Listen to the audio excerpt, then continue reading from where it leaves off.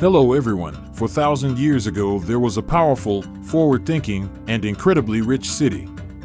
It didn't take long for this city to become one of the largest settlements in the world. Its streets were paved with stones, and it had at least 100-meter-high towers numbering over 250. The city was surrounded by walls and had numerous gates. This city, where modern writing and mathematics were invented, had ferries, roads, and suspension bridges for efficient transportation. The legendary Hanging Gardens were an engineering marvel, and this structure was counted as one of the 7 wonders of the ancient world. The city had incredible wealth. People were creating impressive artworks out of gold.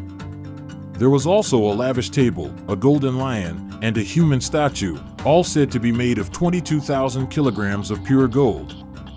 This magnificent royal palace was the largest ever built in world history. On the other hand, Babylon was located in today's Iraq. Everyone has heard of Babel, or at least the Tower of Babel, known at the time as the world's tallest tower. But do you have any idea about the incredible rise and dramatic fall of the Babylonian Empire? In today's video, you will learn how the richest city of all time rose and fell. The birth of Babylon occurred after the fall of the Akkadian Empire, when 2 new empires emerged and began to claim nearby lands. The Babylonians in the south and the Assyrians in the north. The Babylonians would be the first group of people to create an empire seeking to conquer all Mesopotamian civilizations.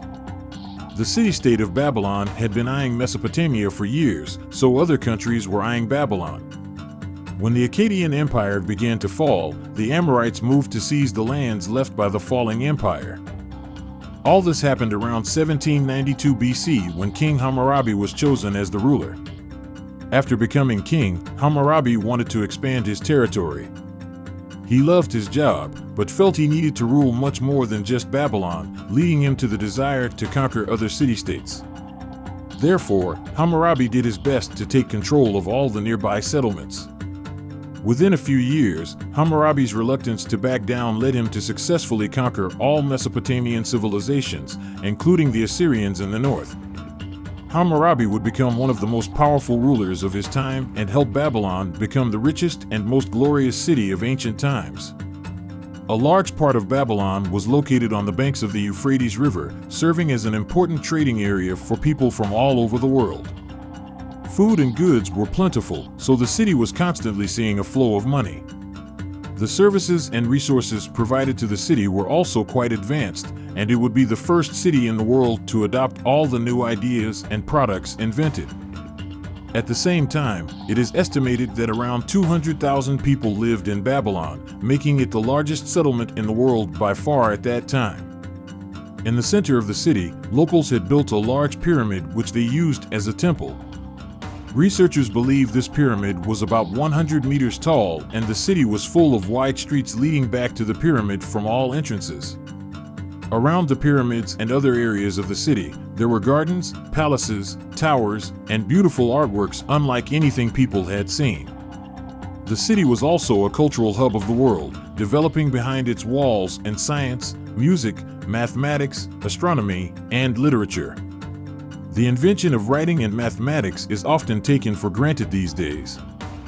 For instance, without the influence of the Babylonians, you wouldn't even be watching this video right now. These people created various forms of writing, finding a way to record and document history and other truths that would have otherwise been lost over time, and encouraged the use of writing. Researchers also claim that the Babylonians invented the wheel, modern agriculture, the plow, irrigation methods, and many other inventions that have helped the development of humanity. If it weren't for the Babylonians and their various inventions, we might not be who we are today. However, many people who originally invented machines like the wheel or the plow claimed that their ideas were given to them by angels or aliens. Although we don't know much about the invention of many of these materials, many of the first humans claimed they were visited by beings from the sky who told them how to live peacefully and showed them how to use local resources for their own benefit. Moreover, the Babylonians also helped invent the first writing system that contained cuneiform letters on clay tablets. This allows us to document much of Babylonian history and how they discovered early mathematics. The Babylonians would also lay the foundations for modern mathematics. They were the first civilization to use mathematics to measure land, tax people, and conduct all sorts of business. They used numbers to document the night sky, creating a lunar calendar that was surprisingly accurate in terms of time. Babylon was also the first civilization to use symbols to represent large numbers. For example, if someone needed to document owning 50 bundles of wheat, initially they had to draw 50 separate symbols to represent it. As their writing became more efficient, they created symbols representing numbers like 1, 10, and 60. With these, it is believed that the Babylonians developed the first abacus, an early version of a calculator. You may be shocked to know that King Hammurabi was the first person to demand the writing of laws. Before this, most laws were either passed orally or implied. As you can imagine, this led to uncertainty among citizens about what was right or wrong, creating many gray areas. For example, if someone told you it was illegal to own more than 50 bundles of wheat, and if you had more, you had to give it to the nearest person, you would give your surplus wheat to this person, who then ran away with your crop. You didn't know that person was lying, right? In fact, they were deceiving you. This example might seem absurd, but such things were common at that time.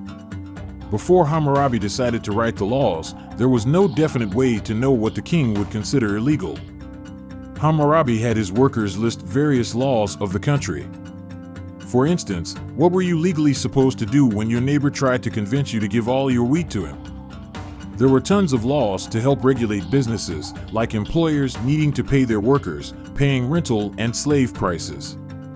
There were also obvious laws defining what was considered criminal behavior and what would happen to you if you broke the law and were caught. In addition, there were laws regarding adoption, marriage, and divorce. The fall of Babylon. Now we get to the most exciting part, what eventually led to the disintegration and near disappearance of this incredible city over time. When Hammurabi passed away, his sons took over the administration of the city. However, they were not as firm as Hammurabi and lacked strong leadership skills. This began the decline, as others used it to their advantage, overthrowing Babylon's new leaders, declaring control over the city, and conquering it. Thus, the Kassites would rule Babylon for about 400 years. Hammurabi's rules were broken, and the city was completely reversed to better serve the purposes of the Kassites. Later, the Assyrians would enter and overthrow the Kassites, claiming Babylon for themselves. However, Babylon would be retaken by the Babylonians in 612 BC, and a significant part of the city would be rebuilt, once again ruling Mesopotamia. This new empire, often referred to as the Neo-Babylonian Empire, would generally be known as the New Babylonian Empire. In 616 BC, King Nabopolassar would take advantage of the collapse of the Assyrian Empire for his benefit and claim the throne of Babylon for himself. His son would learn to rule from his father and would work hard to bring Babylon back to its glorious days. Nabopolassar's son, King Nebuchadnezzar II, would rule the city for 43 years and become one of the greatest leaders the city ever had. Despite ruling with an iron fist, most of his laws were adopted by the people, and the leader was greatly respected. Everything was going well. He also proved to be an incredible military leader, enabling Babylon's westward expansion and gaining more land. Additionally, according to various stories in the Bible, he would lead the forces that captured the Hebrews and forced them into exile for 70 years. After Nebuchadnezzar's death, the city began to disintegrate again. In 529 BC, the city was captured by the Persians and is still considered a part of the Persian Empire to this day. Everything Nebuchadnezzar did to develop the city disappeared in an instant. The Tower of Babel is one of the most amazing things to emerge from Babylon, mentioned in the Bible and confirmed by history, the construction of the famous Tower of Babel. This structure was built shortly after the Great Flood, which nearly destroyed everything and everyone on the planet. According to the Bible, the Tower of Babel was built when the inhabitants of Mesopotamia still spoke the same language. According to legend, when people settled in the area, they wanted to build a tower so tall that it would reach the sky, and thus they built the Tower of Babel.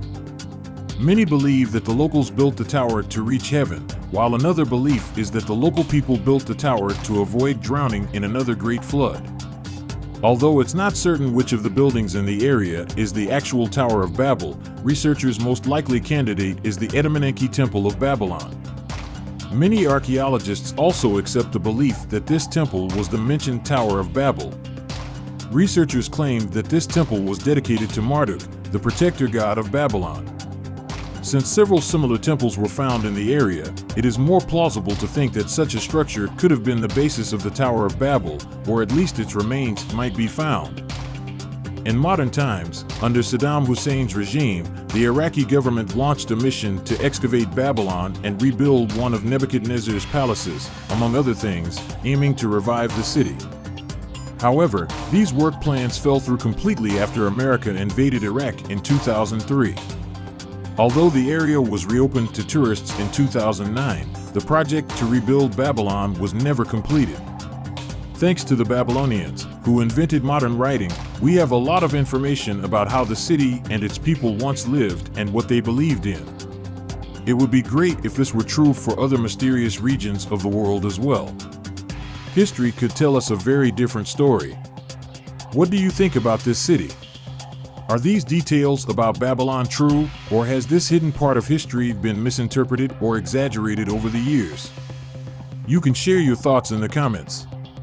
See you later.